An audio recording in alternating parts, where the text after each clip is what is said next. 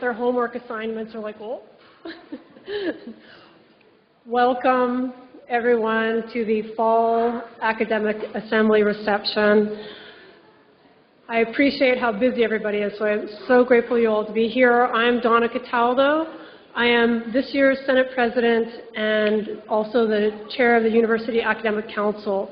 I want to go ahead and welcome some of our other campuses. We'll go ahead and please start a welcome to Downtown Phoenix campus. Thank you, Donna.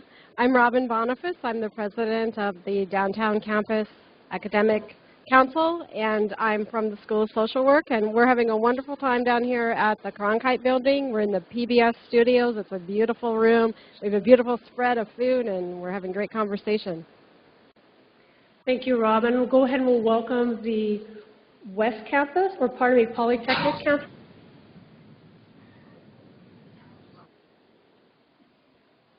Polytechnic, are we okay?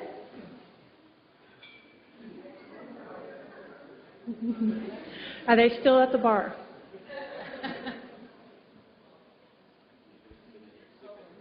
Can you hear me in Poly?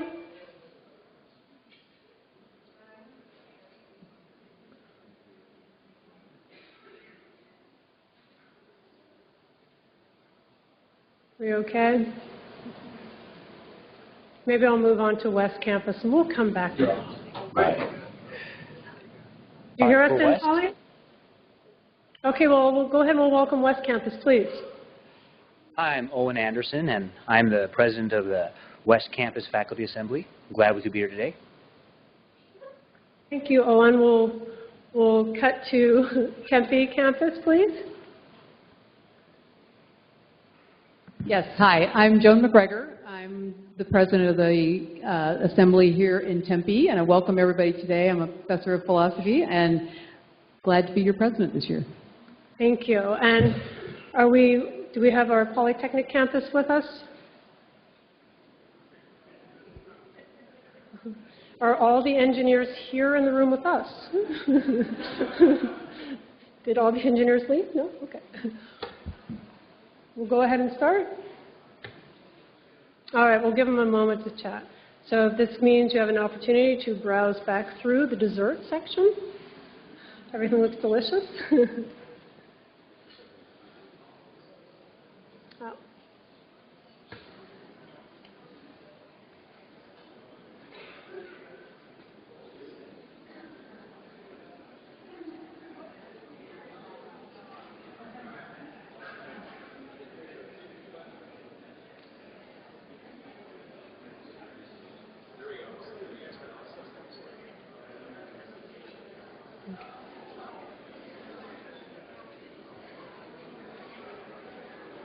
All right, it looks like we have Polytechnic.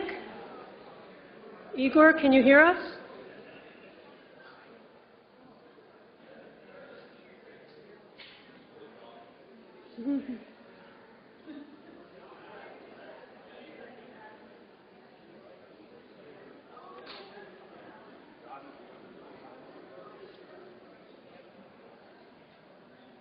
I don't have Igor's.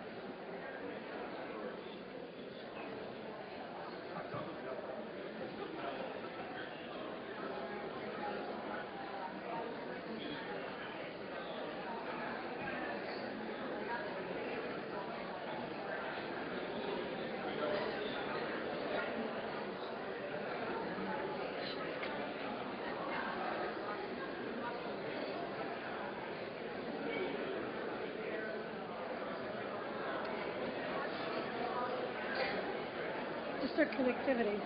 I think their connectivity. Yeah. So they rebooted everything, but we'll see. They rebooted everything, so we'll see. I don't think they can hear us.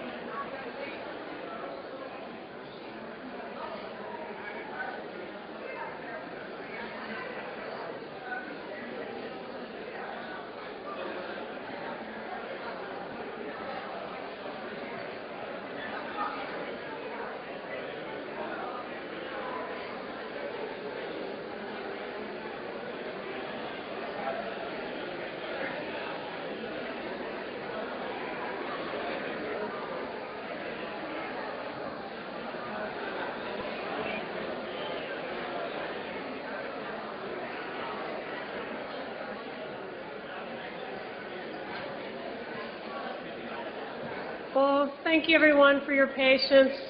Not that Polytechnic campus isn't a big part of our ASU program, our ASU family, and our academic assembly, but I think there's a ghost in the machine, and they're probably going to troubleshoot it for a little bit longer, so I apologize. So if you don't mind, we'll go ahead and get started. And I do appreciate sincerely how busy the beginning of fall semester is, and that probably each and every one of us here and across all the academic assembly are thinking about our teaching, our research, and our service components.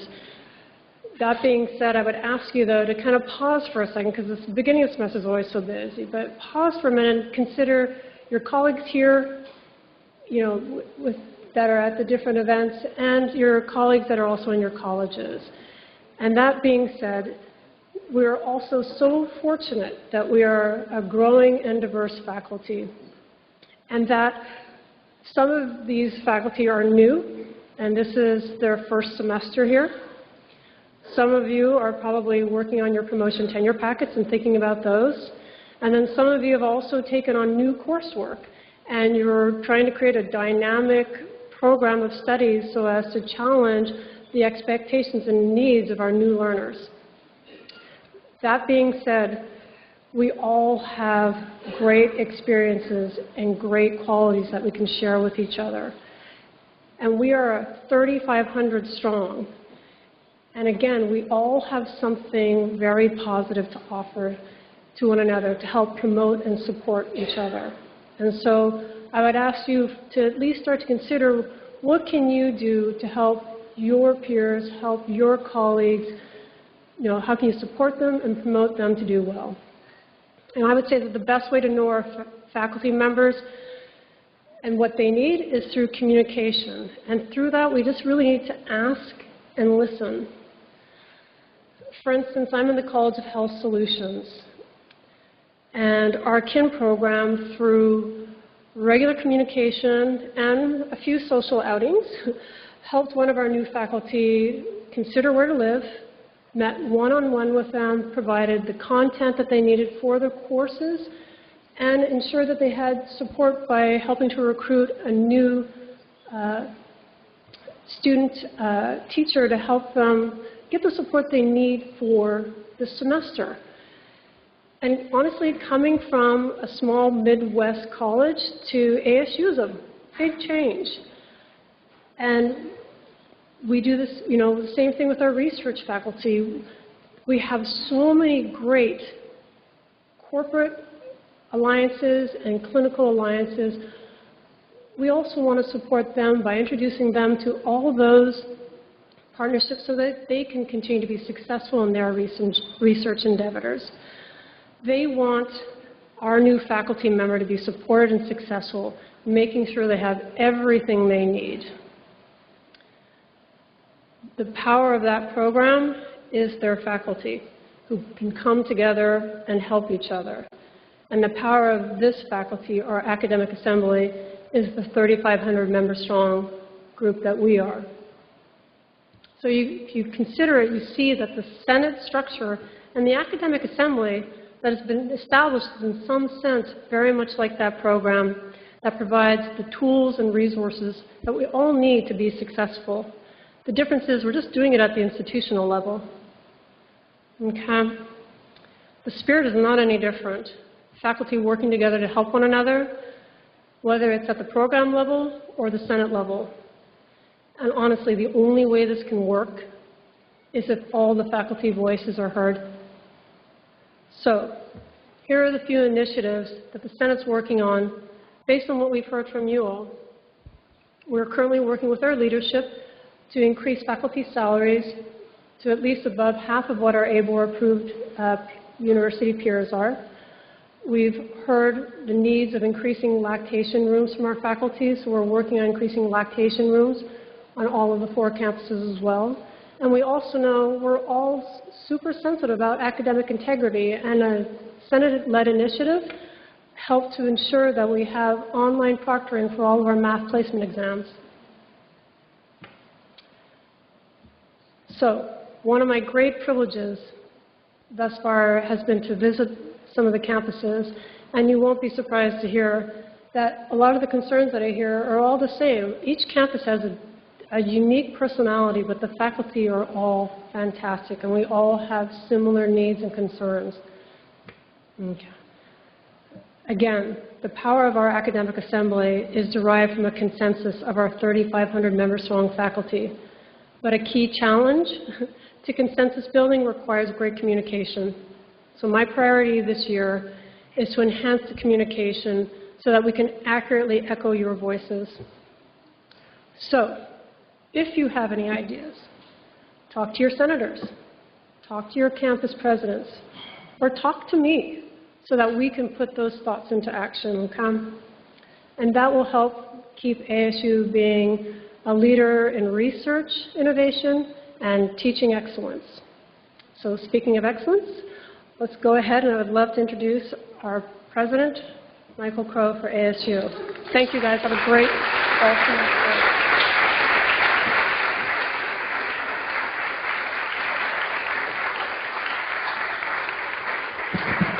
Thank you, Professor Cataldo, and thank you to all of you, as she said, for taking time out of the start of the semester with 110 degrees yesterday, and I almost never let the heat affect me, but I was on a number of walks yesterday outside, and I was like, it might actually be hot here. There's some chance that it might be hot. And did I remember my sunscreen? And which I did. As my dermatologist says, an old man like you better be wearing sunscreen every day because it's just waiting to get you. Oh, thank you. And so let me start off by just saying thank you to all of you. We do know a lot about the academic year that ended June 30th because we kind of work on the July 1 to June 30th calendar. And as I said to you, for the last several years, whatever record we had hit in the past, I said this last year, the year before, and the year before, we surpassed it. And that is again the case this year, but even more so. To some extent, we're not exactly sure what's happening. The institution is performing at, from a student perspective, at an unbelievable level. It's performing from a faculty achievement level at an unbelievable level, all levels. Let me just walk you through some of the numbers before I go to my presentation, and then hopefully we'll have time for comments and questions as we usually do at the end. We raised formally and reportably $253 million in fundraising last year. That is a record year for the institution. 3 $200 million years in a row. We've never, ever achieved anything like that. We haven't announced this yet, but we will, that we've already exceeded $1.5 billion in our campaign. These were considered impossible achievements, and we still have 2 years left on the campaign, so we're very excited about where we are. We have already exceeded our goal within the campaign and are still moving forward for funding, in particular for scholarships for our students. That's been a huge, hundreds of millions of dollars contributed to the institution for scholarships for our students. All kinds of activities, new investors, new programs. We've got big announcements coming up in the next few weeks, the naming of a college from a foundational donor, which we haven't announced yet. These are all things that are happening. So these are big, big, big deals, and they're a function of the hard work of you all on the faculty and the deans and the unit development officers and all the people that are out there working, so that's gone really well. We just opened for a freshman class last week. So remember, we get first-time, full-time freshmen on campus. I'm speaking on campus now. We get transfer students on campus. We get new graduate students on campus. Between the three of those, it's more than 20,000 new on-campus students arriving here who have never been here before, never been a part of us before, and they're new members of our community. So just imagine 20,000 newbies showing up who are like, man, it's hot. And so 12,000, more than 12,700 first-time, full-time freshmen. This is an unbelievable achievement, about half white, half non-white. This is unbelievable diversity, ethnic diversity, unbelievable diversity from a socioeconomic perspective, but size is important. That means then that kids who normally wouldn't come to college, who are fully qualified to come to college, from families and backgrounds that aren't sending their family members to college, are now finding us, and I'm going to show you what that number looks like in terms of first-generation students. And so fundraising, record, freshman class, record, student enrollment record. So they're out in Missouri. Anybody from Missouri? Yeah, so my dad's family, I'm the only person in the descendant side of my father's family who hasn't lived in Missouri for 200 years. I consider myself lucky. And so I'm joking to people from Missouri that are watching on these cameras. They don't take jokes very well there. And so it's sort of a joke. And so schools are having trouble with their enrollment. They're having trouble filling their freshman class. It turns out that demand for our services is fluctuating. Not here. Not here. We have students from all 50 states. We have students from every state of Mexico. We have students on campus from, I think, 138 countries or 136 countries. This is unbelievable demand. We have even, this has surprised us. So we have just under 1,000 freshmen online. They're older, 25, didn't have a chance to go to college, went into the military, started working, worked for their family, whatever. We have 1,000 freshmen, first-time freshmen online. We have 3,000 students now who aren't qualified to attend ASU, but have drive and grit and ambition, and we found a pathway for them. They all work for Starbucks. 3,000 people. This is in addition to the 7,000 Starbucks partners who are our online degree-seeking students. 3,000 more can't be admitted to ASU because they didn't generate the qualifications. We now have a pathway for them to move into the university by taking courses from our Global Freshman Academy. This is like unbelievable.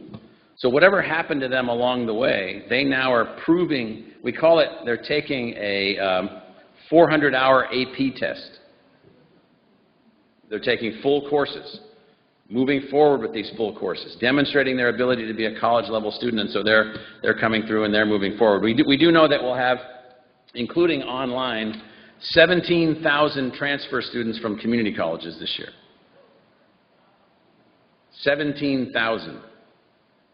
And they are actually highly overrepresentative of families from lower income situations.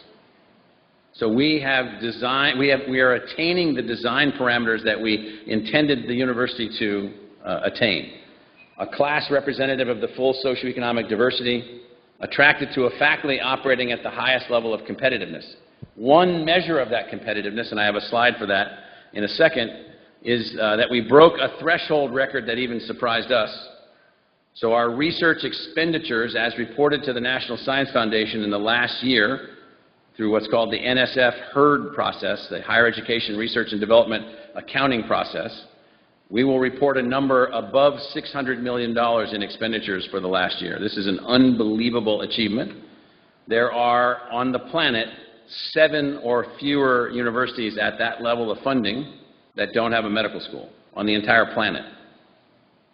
More than 2,000 of our faculty are participating in those funded research activities, and the other faculty are participating in other research and creative faculty activities that don't necessarily provide external funding. But this is an unbelievable achievement for our faculty. I can't even begin to tell you all the things that our faculty have been doing and winning and achieving and teams that are being built and so forth. So whatever the numbers are,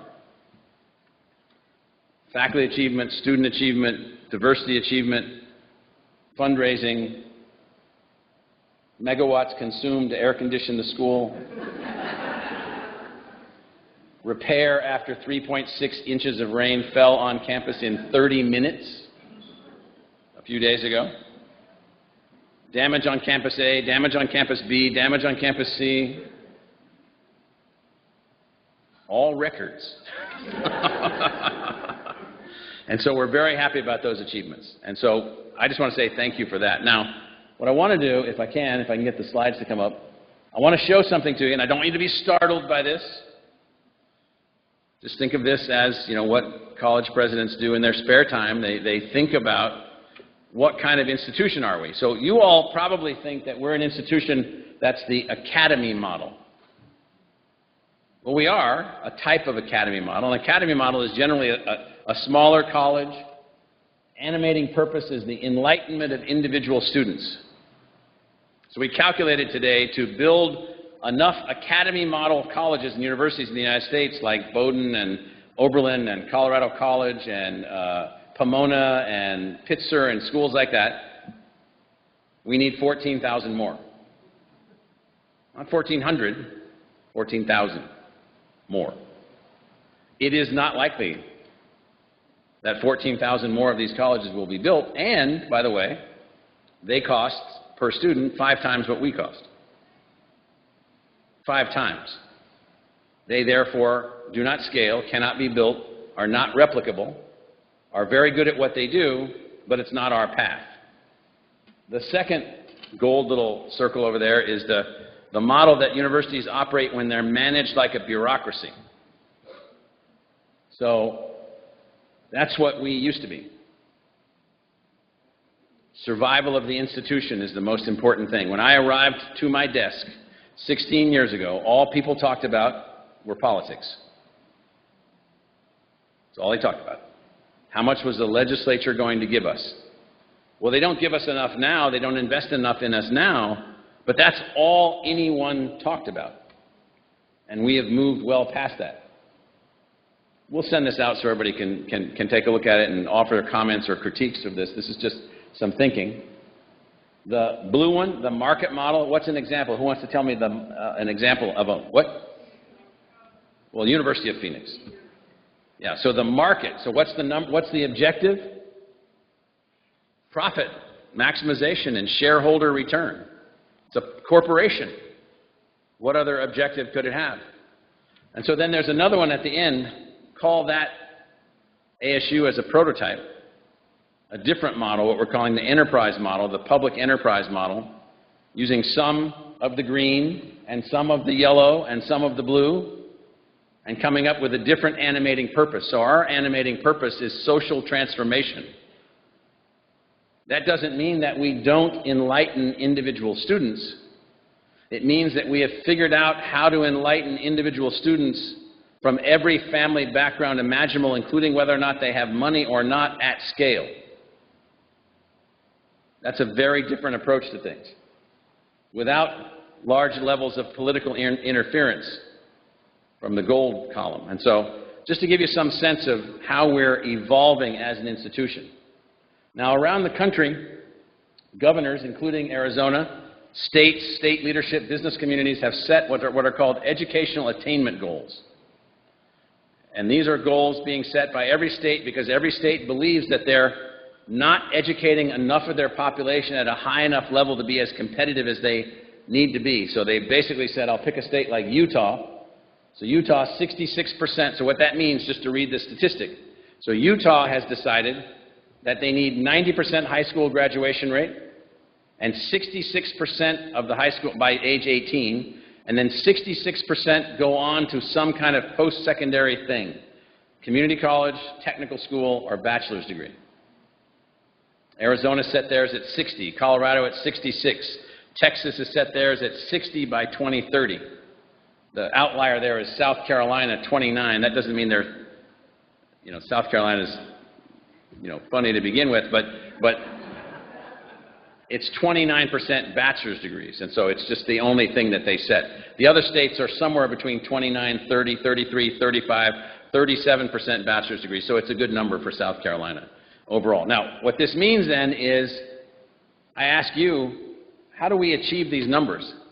If the 1 million students per year that drop out of high school, if 800,000 more of them decide to go to college, how would you like them to go to college? Where will they go to college? What will they do? And some will go to community college, some will go to technical school, some will come to the university. So the notion of dealing with educational attainment for larger numbers is a mission that we're taking on. So everybody knows our charter. Our charter is not infinitely scalable, but it is what it is. We will measure ourselves based on who we include versus who we exclude and how they succeed. We will carry out research to benefit the public of public value, and we will take responsibility for the outcome of our community. I thought I saw Libby Wentz, Dean Wentz. Is she still here? I know she was here earlier. So she just won a $15 million grant. I can't tell you the whole detail yet, but a $15 million project as a seed project to allow us in this bottom area of responsibility to take on the notion of how do we make this place called Maricopa County, which is 4.2 million people, the fourth most populated county in the United States. It's the size of the state of New Jersey, this county, with 4.2 million people. It's unbelievably complicated. It has the largest nuclear power plant in the United States in it, cooled by wastewater from the city of Phoenix. It has unbelievable complexity at every level. How do you build resilience as a community objective for this county? How do we get rid of these ozone alerts like we're going through 41 days in a row? How do we ensure water supply and water future and this and this? I won't walk you through it, but what it means then to take on responsibility, it means to take on responsibility. The 4.2 million people that live here that will grow probably to 6 or 6.5 million in the present planning horizons. So the county's population is already larger than the Republic of Ireland. And we're it. And we're taking responsibility. That means we have to work towards these kinds of objectives. And so that's what I mean by things that we're doing relative to our institutional design. So you're all sick of this. We're not quite sick of it yet. We don't know if we can keep winning it forever. So, you know, next year or whenever when we don't win it and they say, well, it's time to get rid of Crow. Maybe. Point being, we're not number one in innovation because somehow we set out to win a contest. MIT is on the list because they built edX and a range of other things, OpenCourseware, and they're operating on a global scale. And Stanford produced Coursera and all kinds of other things, Udacity, all these other ways to educate at scale. We're on this because of what we have done to take the student body that we have and to advance with a 95% four-year graduation rate improvement. We now have the #1 four-year graduation rate of any university that still admits B students in addition to the normal A students that come to a research university. So some research universities, Purdue, Michigan State, Iowa State, Oregon State, these land grants, they still admit B students, as do we, when we now have the top four-year graduation rate among those schools. And we listed a few other has-beens. Again, in this particular arena, this is a fair and even contest. Now, I want you to understand our assignment. This is a negotiated public policy outcome of our relationship with the Arizona Board of Regents, the 9 people that I report to, who are citizens. I tell this to my European university friends all the time. They say, well, what minister do you report to? Well, I don't report to a minister. What do you mean? I said, it doesn't work that way. I report to the rough equivalent of a revolutionary committee of citizens. No, it's almost French Revolution stuff. A French revolutionary committee of citizens who appoint the president of the university with advice from everybody else. They could meet by phone later today in Sayonara. But they give us assignments. So gold is us, blue is the U of A, and green is NAU. You can see the categories. Share of total enrollment, which means are you servicing the public? Share of high demand degrees, nursing, science, engineering, teaching. Research expenditures, and share of total degrees. So what does this tell you? Who got the assignment? I'm not sure what the others were assigned. And they know I think that. So we got the assignment because we said we could be adaptable, flexible, operate on multiple campuses. As we heard from Donna, we have a fantastic faculty of 3,600 people operating on all these campuses. We've got 2,000 faculty members that are trained up in enhancements of technologically based education. We've got 175 online degree programs. We've got unbelievable on-campus programs. We have unbelievable Dean of Student Services across all of our campuses. It's remarkable what's going on. So they say, can you carry the load? And the answer is, we can, and we have to, and we will, and we have to make it work. Now, the complexity is that in the past, when universities were scaling up like this in the 1960s, it was all paid for by the taxpayer. All of it. I can guarantee you, having been in this job for a while, that would have been a simple life. You go over to the Capitol, you talk to people, they say, there's more kids coming to college. You say yes. They say, okay, here's more money. You go back to the university and you say to the chemistry department or the English department or the art school, hire more faculty. They hire the faculty, the kids show up, you go back to the Capitol, you ask for more money, they give you money, and then you say, I need some more buildings, and then they say, okay, we'll give you the new buildings. We don't have any of that. At the moment, we have no funding model from the state.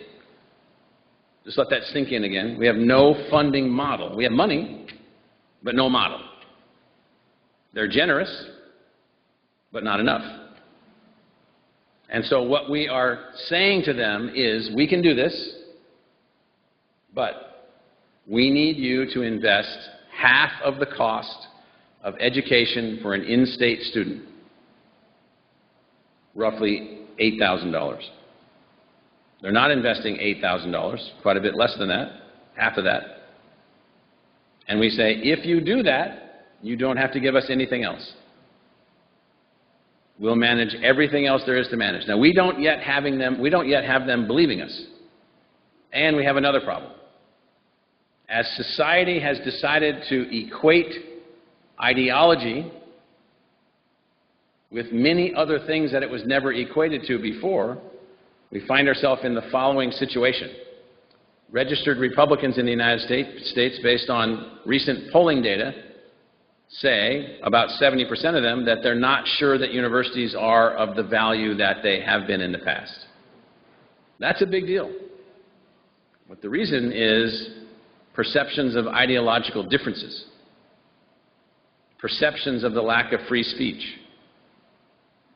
Not true at this institution, true at some institutions. You can see where some of this comes from. But nonetheless, that's a very, very big shift, particularly for Republicans, who in past polls over many decades were strong supporters of universities. And on Democrats, I'm just talking about people registered as Democrats coming out of very significant Gallup polling data and Pew polling data.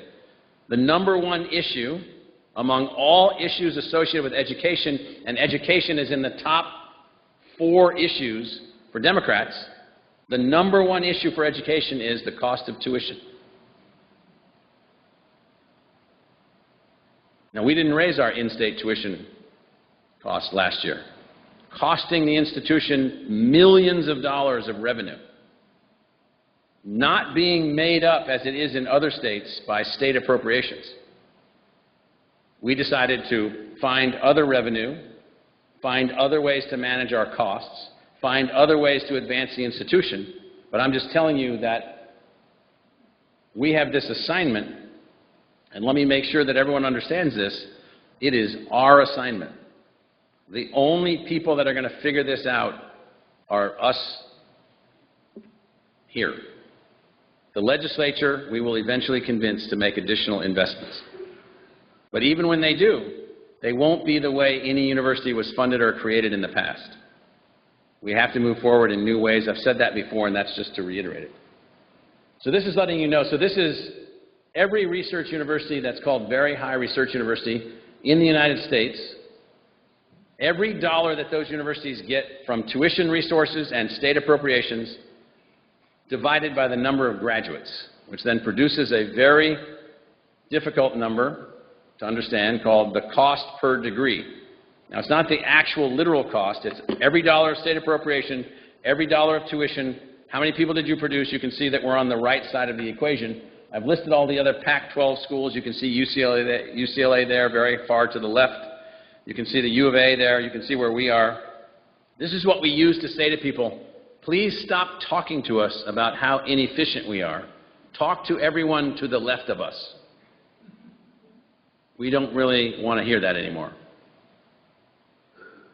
We have lowered the cost to the state to produce a degree by 75% to the state. Now, that's because they don't give us much money, and we produce many more degrees, but nonetheless, it's still the equation.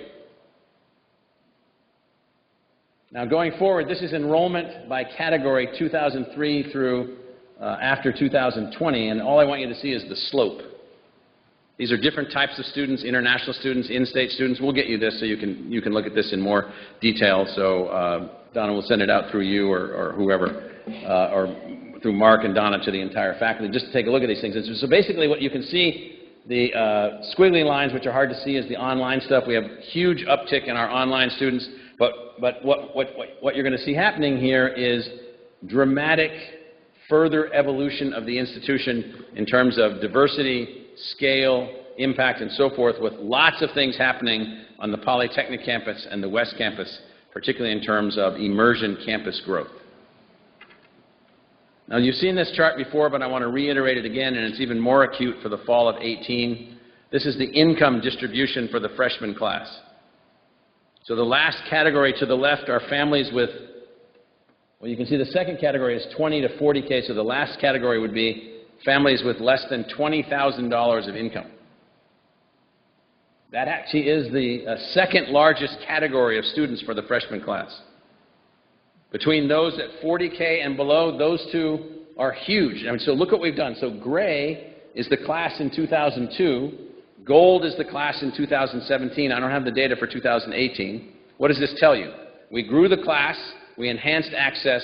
We shifted the income profile of the freshman class. Now, by the way, when I say this, there's a team in our enrollment management division led by the provost and by Vice President Kent Hopkins.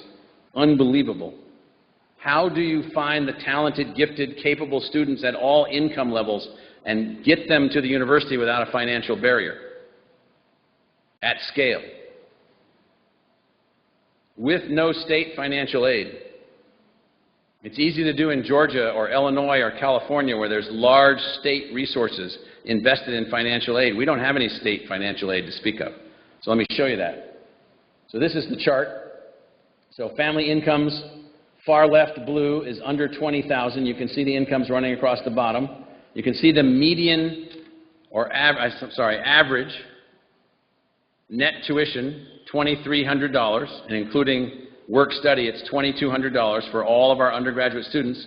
Blue, that's what you all give up in university resources for university financial aid grants.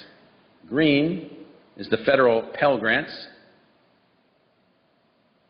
Orange is state gift aid. You can see that's massive. And then you can see institutional, you can see private external gift aid is the gray, or the purplish gray. Now, what does this say to you? We have a fantastic array of support for students from various income families, various income categories per family, and we have a fantastic outcome in terms of trying to keep the cost of attendance as close to free as possible. So certain politicians who have taken brickbats to the institution or 2x4s up to the side of our head saying that we're not really accessible, they haven't spent enough time looking at the details of the data behind this chart. Now, this is a chart that you should all be proud of as faculty members. So in 2002, we had about 7,000 first-generation students at ASU. And in 2017, the last year, we had more than 21,000. That's a threefold increase in first-generation college students. It's even higher this year. Now, what does this tell you? It's a tremendous transformation in the ability of the institution to reach out and empower and enable really talented kids from any family. This, by the way, is not a random thing. It's not like all of a sudden we said, you can't just say, well, everybody that's out there that wants to come to college that comes from a family where no one's ever been to college, or from a family where no one's ever graduated from high school, or a family where no one's been to college that has no active parent. We have many kids who come from families with no parents. You think they're in foster care. They're not in foster care. We have kids living in buses in river bottoms, going to homeless high schools with 1,500 SAT scores, because I've met them and talked to them. It's hard for me to project to you the variety of students that we have attending the institution. I was talking to this brilliant young woman last year, nursing student, 4.0 grade point. She was on an Obama scholarship from a very poor family, and she said she was also working 40 hours a week. She's the main breadwinner for her mother, who's disabled, while doing all the other things that she's doing. And she was one of the smartest people. You can tell instantly how smart someone is. She was one of the smartest people I've ever met. And so I can guarantee you that the breadth of our students, I think we're about to report that we have 3,000 Native American students attending the university this semester. 3,000. From 225 Native American tribes. There's only 21 tribes, 22 tribes in Arizona. Where do the other 200 come from? All over the country, because they know that they can find access to an environment in which they can be successful here. Now, I pick up engineering not because I'm a freak of engineers. I know we have some engineers here. I see a few out in the audience. I see one of our vice deans. I see some others. And so this is the growth of the engineering school from 2007 till now. 8,000 students on campus to, I think this has both on campus and online, but to about 18,000 on campus this semester and about 4,000 more online. There are thousands and thousands and thousands of more women and more minority students in engineering than there were in 2008. And our retention rate is just a hair under 90%, right at 90%. And so we've also seen dramatic changes. So the point is that the institution can adjust, can redesign, can scale, can diversify, can do all the things that the rest of the world spend a lot of time talking about. We tend to spend a lot of time doing about. And so that's degrees granted. This is an important chart. This is freshman retention, which is the best predictor of graduation. Do you make it through the freshman year? Top line are students from Arizona, and bottom line are students from all students. This is tremendous improvement. And then Provost Searle, we don't know where we're going to end up yet for the year ending, but higher than where we are. 85.6, 85.5. These are tremendous improvements, particularly at our scale and at our diversity. This is our 4-year graduation, 5-year and 6-year graduation rate improvement. Just look at the slope of the line. We list the other schools on the right. So why does why does Oregon State have a 34% 4-year graduation rate? It's a great school. It's because it's hard. Turns out there's actually work involved in educating students who are not pre-selected with a 100% probability of graduation for your freshman class. Turns out if you pre-select for high school graduation, for college graduation potential, you don't have to worry about graduation rate. There's a lot of schools that just pre-select. We don't. This is the research change from FY98 going forward, the number we're showing at above 600. The two lines are goal versus what was attained. This is an unbelievable achievement. Thousands of projects, thousands of faculty members and staff involved, tens of thousands of students involved. And we're designing right now the largest research building that we've ever built that will go where Taco America used to be and the car wash at University and Rural. The largest building that we've ever built. And Biodesign C is now complete and open. We have a new research and innovation building going up at the Mayo Hospital. We have a new research building being built on the downtown campus with private sector partners that will provide more than 100,000 square feet. We're renting a big part of the TGen building now in downtown Phoenix. So from a research capacity perspective and a research facilitation perspective, we're moving things forward in significant ways. Now, all I want you to see, because I get so sick of this, I get so sick of people saying, well, you know, ASU, you're not really a research university. Okay, so I'm going to just flash into your mind, almost through subliminal communication. You won't even know when you're dreaming later tonight what it meant. If you see a logo on here, it means we beat them. And it's not everybody that we beat, it's just ones in particular that I like to gig. So in anthropology, by the way, so anybody here from the School for Human Evolution and Social Change? Yes? So it used to be a department of anthropology. We made a change. I got labeled a thug in a suit for some of my thinking on that. I'm not really a thug. I'm not really sure what that meant. But nonetheless, here we are today, measured by the National Science Foundation, #1 in research funding for everybody that's in the anthropology business, ahead of Michigan, Harvard, and Stanford. So I'm not going to walk you through all of these, but I'm going to pick a few. Social sciences, humanities, political science. So if you see the word of the title of the subject, according to NSF's classification, and you see a logo, you beat them. So just get this into your head.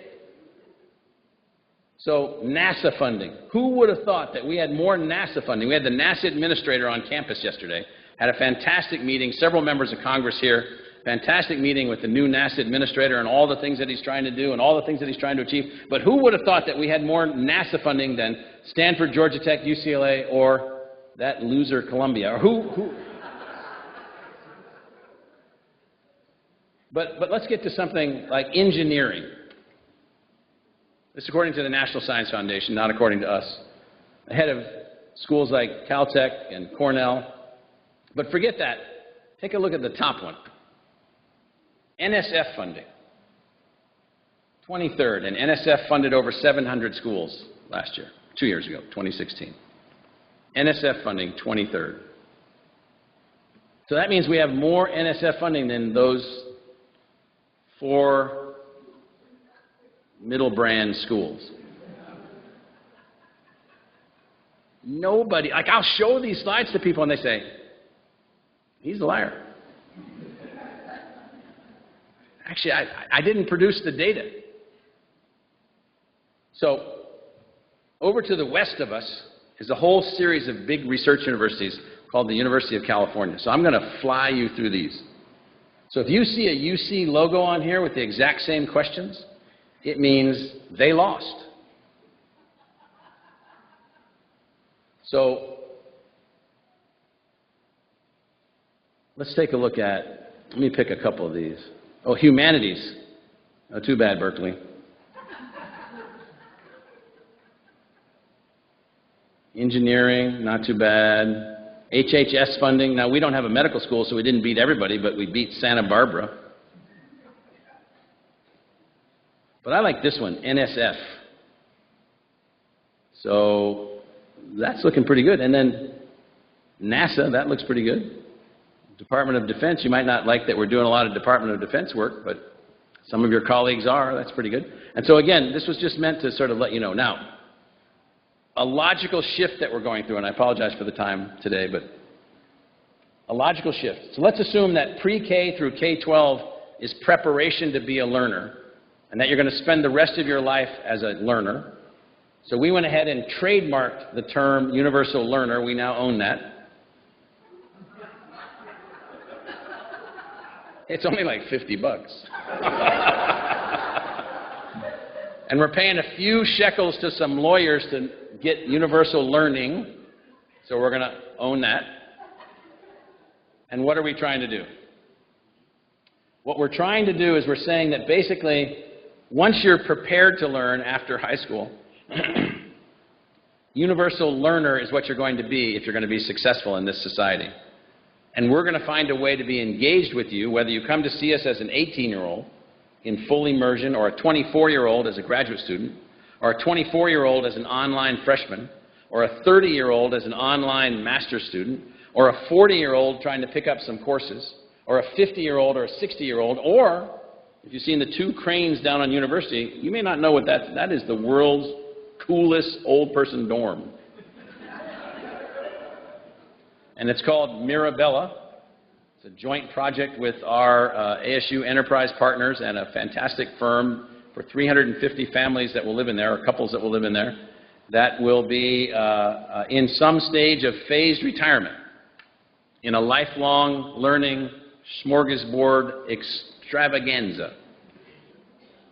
And so lifelong learning will be at all levels. That's going to be a 20-story building when done, 4 restaurants, underground parking. And based on data, we think 15% of them will leave us their apartments when they die. No joke. We've already talked to most of them. We've already got some of them. But why do they want to be here? Why would you want to be in there? We have a number of faculty members that have, or former faculty members that have bought some of these apartments in that building that'll be open soon. Because you want to be around what we do.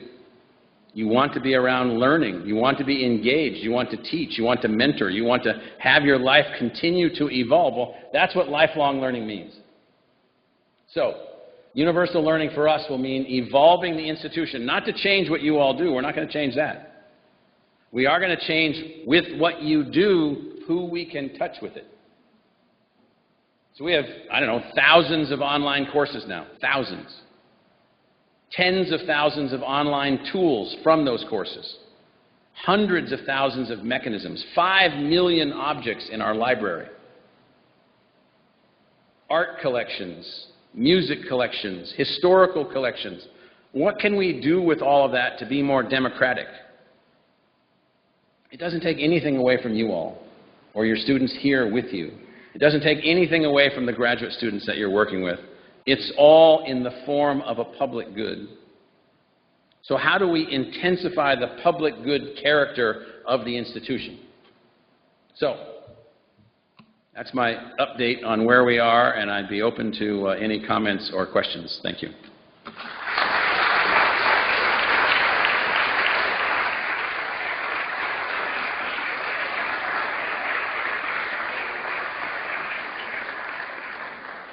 Thank you so much, President Crowe. Wonderful.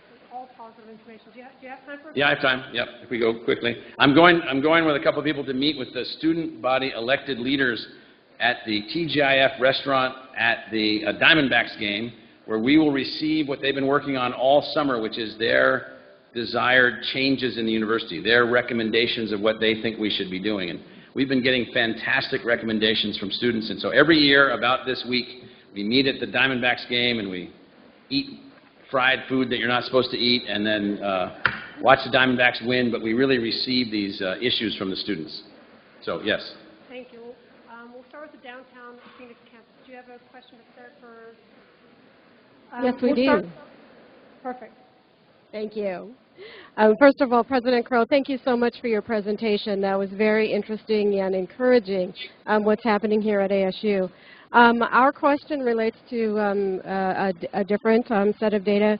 We first want to thank you for your recent response to the UAC's interest in assuring ASU faculty salaries are comparable to other Pac-12 universities.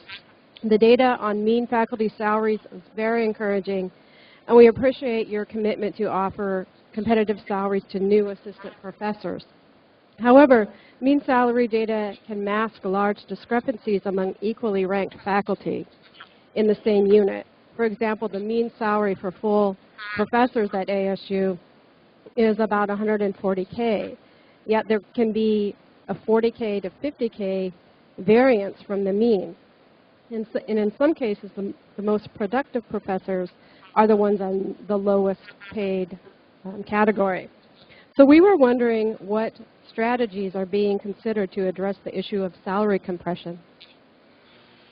Right, so that's a very good question. The provost and I and his team worked on the overall faculty salary survey that we did. We wanted to make sure that we did it in the context of also cost of living, because if you compare our faculty to the Berkeley faculty or our faculty to the UCLA faculty in those metropolitan areas, the cost of living is just much higher. But having said that, your point is also good. So we think that in general, we're doing okay and making progress. We're not where we would like to be. So from an overall strategic perspective, the university is building into its budget a modest number that we believe that we can contribute to a salary pool going forward on an annual basis.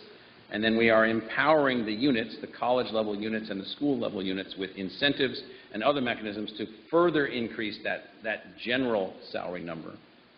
As to the specific point that you make about people that might be inverted in salary, or they might be outperforming, they've been here for a long time, new people came in at higher salaries, they're still carrying their load, but the new people came in under a different market condition.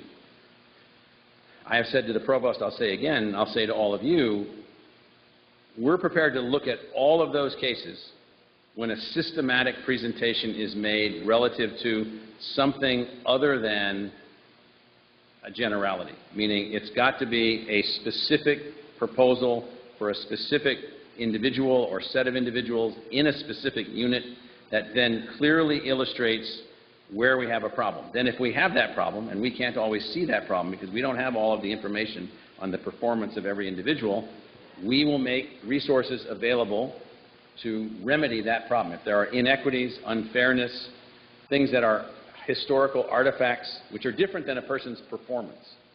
And so there may be some people whose performance has not been at a level that everybody would like it to be at, and maybe their salary didn't increase at the high rate of someone else. But if there's a market gap, we're going to address a market gap. If there's an inequity based on anything, gender, anything, if we can see the inequity, we will remedy the inequity immediately. Now, they're not always easy to see. You might think they're easy to see, but they're not. It really takes unit-level analysis. Mark, I don't know if you want to add to that. Maybe they can't hear you, but did I cover it? Or Provost Searle is going to come to the microphone and comment. I think you answered it fully, and I think that it is a complex issue. We've tried this a number of years ago, and then the recession kind of intervened. But I think we would be happy to engage this conversation if we can get the kind of data that we need. And performance and some of these other things are complex to really assess. But right. Happy to engage it. I can say that I learned long ago, painfully, watching the fact how much bias there is in systems around gender, in particularly in the past, and you know, in need of constant attention even today, where I actually dealt with a salary issue at a previous university where truck drivers who worked for the university made more than nurses because in the literature it said that they were breadwinners. And nurses had college degrees and truck drivers didn't. And I was just like, there's something wrong here. And so we've gone back and done our own gender-specific unit-level analysis all the way down to every rank, every position, every department. And we found very little gender explanation for variances in salaries. And when we did see some, we made corrections in those variances. Now what you're talking about are individual people in individual units, and we're open to looking at all of that. The case has to be made on a market or performance basis, and there certainly are ways to fix those things, and so we're open to that. Thank you very much. How about we visit Polytechnic campus? Do you all have a question for us?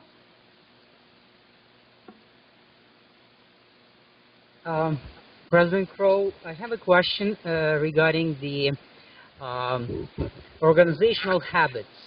The success of many organizations, they depend on a lot of different keystone habits that the members of the organizations would have, and that often is correlated with the success of the organization as a whole. So is there any types of organizational habits that you would like to see in the faculty of our university that would further advance the success of this institution? There is one dominant organizational habit that I wish we could get more uniformly into faculty's thinking, and that is to focus on student success and retention. So every student that we admit, we believe, based on their record, should be able to graduate from the institution. Just process that. Yet after 6 years,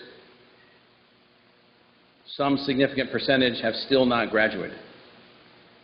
Now, what that means then is that the faculty, this is really hard because of the scale of the institution and the complexity of the institution. That means that every unit should have its own retention objectives. Every unit should be working with faculty energy and working with academic support staff, working with student affairs support staff. There are, units don't have, with a few exceptions, units don't have millions of majors. They have a smaller cross-section of the student body.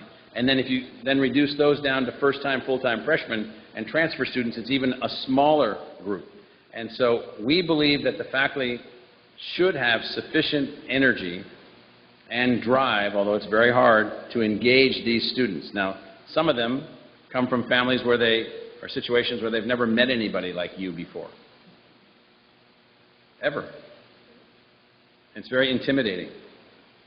And so how we overcome that, if there was to be, as you call it, an organizational habit, the habit would be to focus massive energy on the success of our students at all levels of the institution. So I will tell you that I have stopped now over 16 years,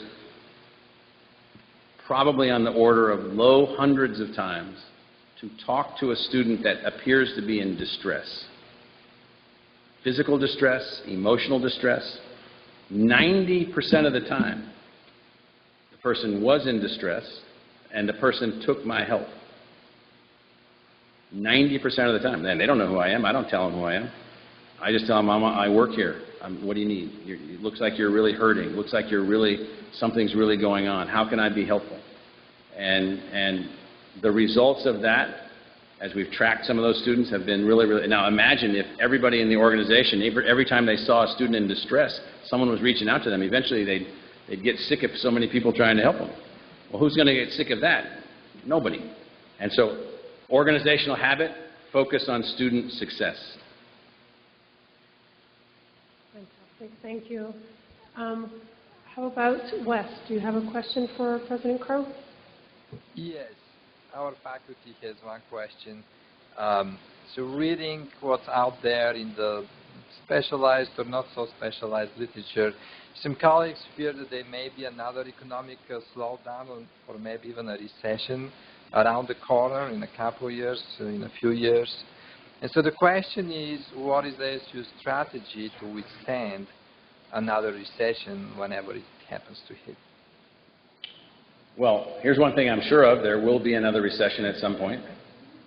There will be economic changes. I'm certain of that. There will be ups and downs. I'm certain of that. And the strategy that we have built into our institution is to basically outperform, outthink, outwork, and out-innovate everyone else, which has put us into a position where we've been able to weather these uncertainties better than others. You'll see soon the enrollment shifts at some of our competing institutions not so significant. And so what that means then is in the middle of what's perceived to be enrollment decline or not so many high school seniors going on to college, we have massive enrollment increases. Why is that?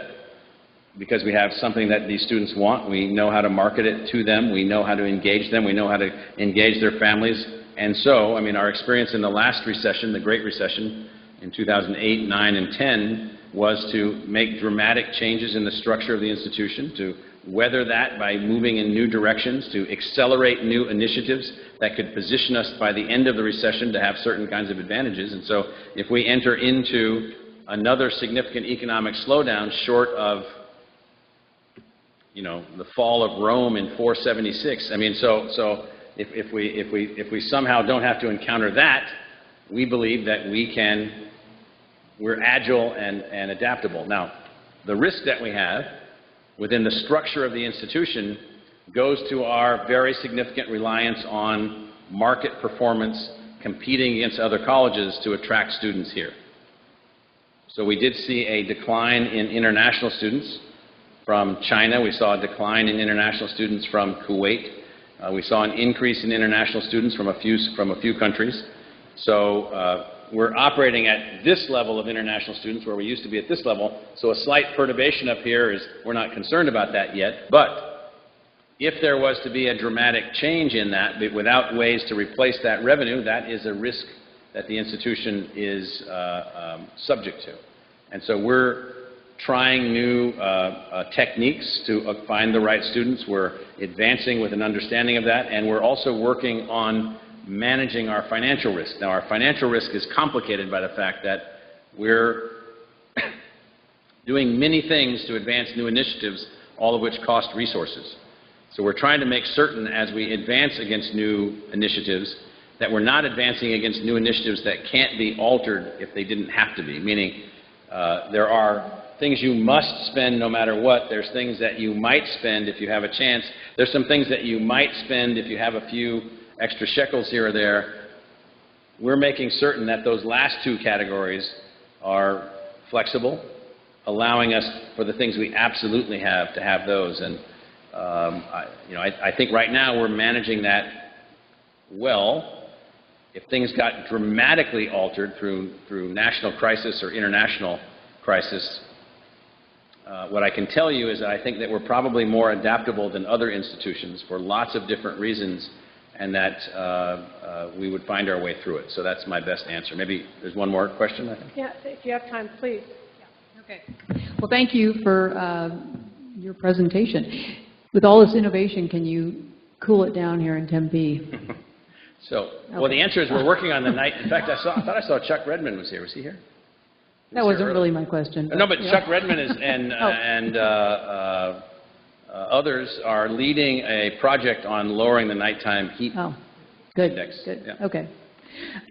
So we had some questions, but we'll just give you one. And this is, you touched a little bit on this. I had read that Pew research as well about the perception of universities by Republicans and Democrats and so on. But I have to read this quote from Attorney General Sessions, who just said in July that universities are creating a generation of sanctimonious, sensitive, supercilious snowflakes, which just shocked me that Sessions was such a terrific alliterator. But with the letter S. Yes. Yes, well, he's got skills we didn't know about. Sanctimonious, supercilious snowflakes. Right. Yeah. Great.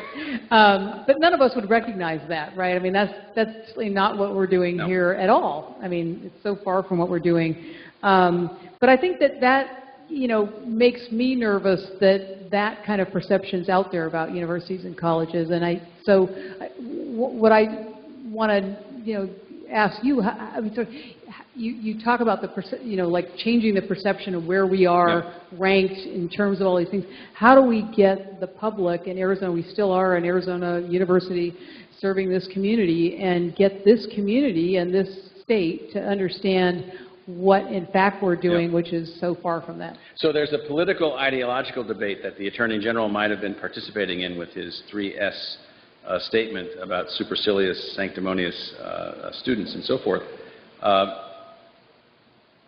That debate is actually not attached to certain elements of reality. And so what I mean by that is I haven't met anyone yet in any social class, and I try to talk to everybody, everywhere, all the time, constantly, who does not want their child or their grandchild to be educated. I've not met that person. Immigrants fresh into the country, documented, undocumented, they want their child, their grandchild to be educated. And occasionally you'll meet some smart aleck who will say, well, my kid doesn't really need to go to college, and I'm going to urge them to start up companies and so forth and so on. I'm saying, well, yeah, you're rich. You're going to back that kid up and give him some money, et cetera, et cetera. So there's a few, call that a fraction of 1/10%. Now, those people get lots of attention, and the Attorney General's comments get lots of attention. And there's lots of people who I think what we're really faced with is that I read his comments as there's a little brokenheartedness out there. We haven't done everything that we could do to be of greatest service to everybody. And there's a lot of people who are feeling left out. So if you are white in the United States with a high school diploma only, and you're a woman, your lifespan went down last year. If you don't have a high school diploma, there's 25% fewer jobs than there were in 2007. If you didn't have a chance to be blessed enough to go to a full immersive college or university at age 18, you may not be as easily adjustable to all of the economic changes that we're facing. And what are we doing about that? Well, it turns out that we're still driving up highly selective elite colleges with no growth, no expansion, et cetera, et cetera. So last year, Congress almost taxed the tuition benefit for graduate assistants. We used our political energy to fight against that valiantly. We were a part of the team that helped win that not being the case. But that was only one of about 40 arrows that were shot at us from English longbows at the same time. One of them didn't really affect us because we only have a few $1,000s per student from our endowment. But if you had more than $500,000 of endowment payout or endowment per student, you now have a tax on your endowment. That's unbelievable. All those are symbols of not contempt. I think it's broken heart. why aren't you helping me? Why aren't you helping my family more? I could be wrong, but I don't think so. There are contemptuous individuals filled with contempt for us. But most of them, they don't even have hearts. I mean, they don't think that way. I'm serious. They're like a different kind of person. And so I'm not worried about those comments. I don't know about his comments specifically. I don't know what the driver is for him on those things. But what I know is that we haven't done a good enough job as a sector, and we haven't done a good enough job as a public university subsector, and we haven't done a good enough job as ASU to let everybody know that we are there for them, for their children, for their grandchildren, for the success of the community. We seem a little odd sometimes. So individual faculty members exercising their full rights of free speech and so forth and so on, they say things from time to time around the country. We had a case at Fresno State not too long ago that are really, really, really hard to deal with on a political level. And so I'm not overly worried about that. When you start running into people who tell you, I'm not sending my kid to college under any circumstance, I refuse to have my kid graduate from high school, now we've got a problem. Now, we do have a problem in some subsections of our society. African American males' attendance at universities is going down. Well, why is that? We need to work on that. We need to focus on that. And so what we're getting is a lot of ideological rhetoric headed our way. I won't go into this too deeply, but if you hear over and over and over and over and over that college-educated people think X, and you happen to be listening to the ideological rhetoric of people that think Y, and you think that the correlation or the causality is that they think X because they're college graduated, you might think we need fewer of those people. And I'm not talking about who you vote for. I'm talking about how you view the world. So that gap is expanding. So anyway, I'm not too worried about that. But so I think, where did Donna go? Oh, I think I think we're good. Thank you. Yeah, thank you so much.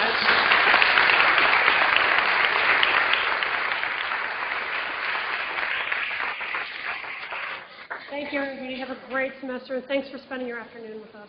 Appreciate your time. Take care.